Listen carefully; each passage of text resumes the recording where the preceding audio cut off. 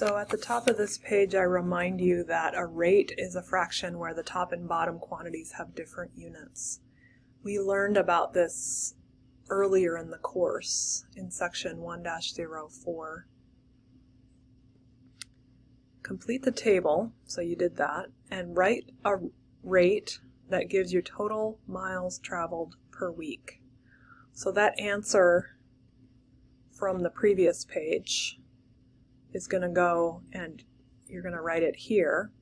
I traveled blank miles per week. That's your rate. So your answer is a rate. What we're going to do is we're going to have several rates and we're going to multiply them together. And because rates are fractions, I'm going to remind you of how multiplying fractions works. First reminder is that a fraction with the same numerator and denominator is equal to 1. 4 over 4 equals 1, but if we have trips in the top and trips in the bottom, that is also equal to 1. So words can cancel out. And that word cancel is a little unclear. It can mean different things in different contexts, but in this case we mean that the fraction equals 1 and we draw lines through the 4 and the 4, or we X out the trips and the trips. So next tip, to multiply fractions, let's say we want to find half of 3/4. So we'll do 1/2 times 3/4. We just multiply the two top numbers and we multiply the two bottom numbers. So 1 times 3 is 3, 2 times 4 is 8. Done. 3/8 is the correct answer. If you're remembering that we sometimes need common denominators, that's for adding fractions, not multiplying fractions. So that's not necessary here. Multiplying fractions is pretty easy.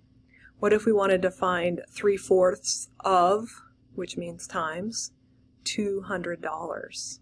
So we do 3/4 times 200, and that isn't really a fraction, but we can make it a fraction by writing it over 1. So 3 times 200 is 600, 4 times 1 is 4. That's the answer. But this fraction, if we use a division, we can just say 600 divided by 4 is 150. So that fraction turns into simply $150. Could you do this in your head? Could we put that into our calculator? 3/4 times 200. Yeah, that works as well. So you can use a calculator to multiply fractions, but I'm showing you that the top times top, bottom times bottom thing works, and then at the end we divide our numbers to get the final answer. Alright, so let's check out a situation where we're multiplying two rates.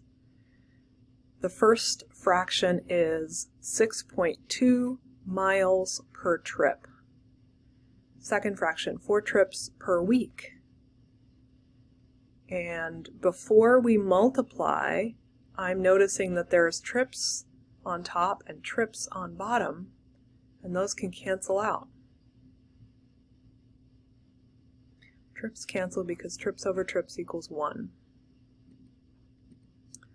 If a word or unit is repeated in the bottom of one and the top of another, we can cancel it out. The miles on top and week on bottom end up in the final answer. So if something doesn't cancel, it stays in our answer.